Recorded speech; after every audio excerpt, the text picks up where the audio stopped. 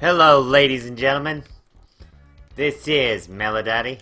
This is the things I feel like talking about today. This is TIFLTAT. Playing here some Super Double Dragon.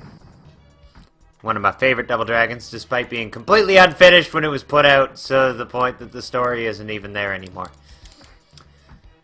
What am I making a video about today? What do I feel like talking about today? Let me tell you. Activision. Yeah, we're gonna talk about this now, just like everybody else.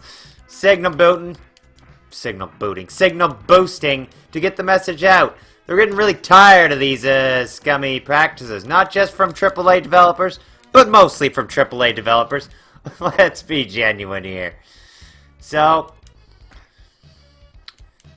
Activision filed themselves a patent.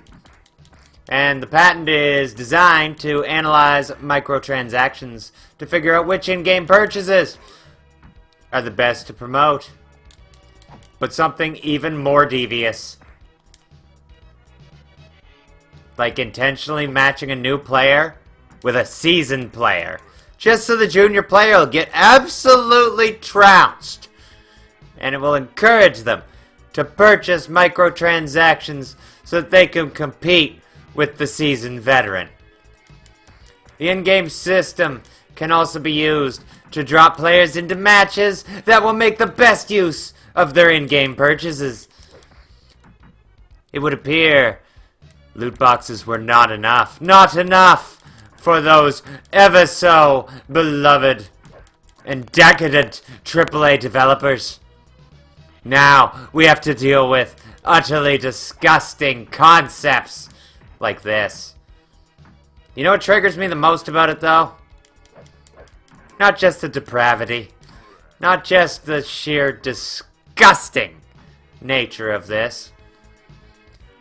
It's honestly that I keep seeing comments in the YouTube comment section. I know. What the hell? Getting triggered by those? What year is this? 2012? No. No. Unfortunately, this is 2017. The comments I'm seeing they're a little different in my eyes. It's probably what everybody that's ever got triggered by anything ever said.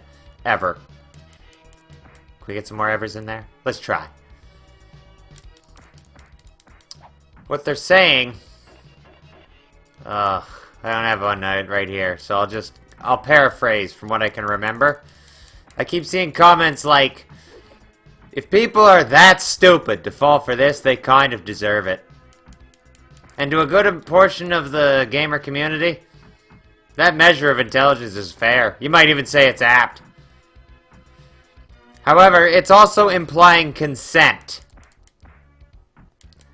This is psychological manipulation at its very core. There are marketing firms that bring psychiatrists and psychologists to work out better and more palatable ways to get the consumer to pay more money, to keep them spending, even when they shouldn't be. It's a similar practice when dissecting things like gambling, VLTs, hell, even that CSGO nonsense. Remember that? Psychological manipulation for some, preying on addiction. Addiction to gambling. Because regardless of what the ASRB says, or what politicians may profess as they fidget their hands in their pockets lined with grease from lobbyists, this is gambling. Hell, they even reference collectible card games in their defense that loot boxes are not gambling. Magic the Gathering, when it was created back, when was it released? 1993, I believe? Had a rule called ante. And this rule was simple. Both players would take a random card from the deck. From what I've seen way back in the day, it was usually the top card after you shuffle it. Or even the top card after you've drawn your 7 cards. I've seen it done a lot of different ways. But they take that card, and they place it in the middle of the table. Or they put it off to the side. Some designated ante section. The winner of the game got to keep the cards that were in the ante pile. Ante stopped being an active thing in Magic the Gathering within a few years of its conception. Why is that? Because it was considered gambling! The collectible card game defense does not work. These items may be virtual, but to some people, they are just as tangible and valuable as a piece of cardboard that a collectible card player longs and works to acquire. Hell, even the way cards are printed and packed these days isn't truly random. In the current state of the game of Magic the Gathering, there are multiple rarities. Common, uncommon, rare, mythic rare, even bonus ones like expeditions. But I'm going to focus on the uncommons for the current example. There are uncommons today, still in print, worth $7 to $10. Uncommons. Why? They're considered more rare than the other uncommons.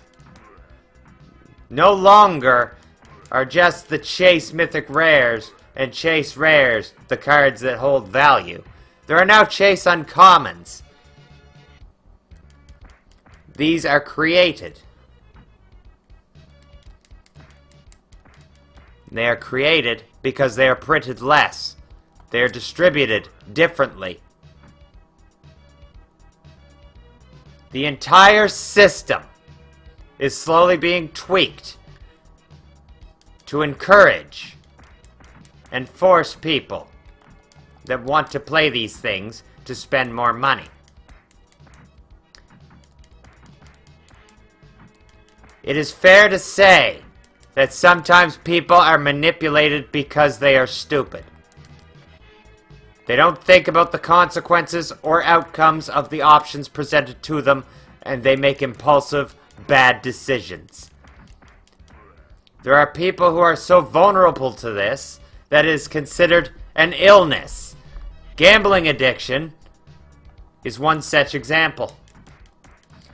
Just because a person falls for something doesn't mean they're stupid or gullible, impulsive, or they didn't think things through.